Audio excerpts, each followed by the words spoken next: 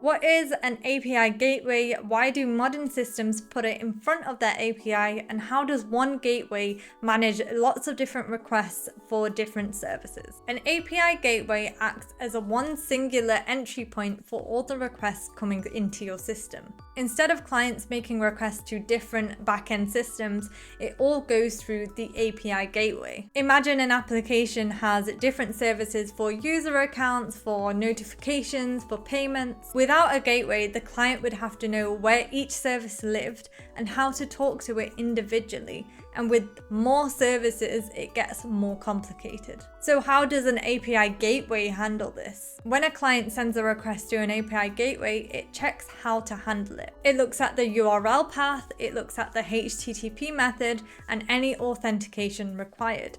And then it forwards it to the correct service. If it has a /users in the URL, it knows to forward it to the user service. And likewise, if it had /payment, it would forward it to the payment service. It's basically routing requests to the correct service. So why do we use it and not just call all these different services separately? Well, API gateways are especially useful in a microservices architecture, because that means all the services are independent and they have their own code base.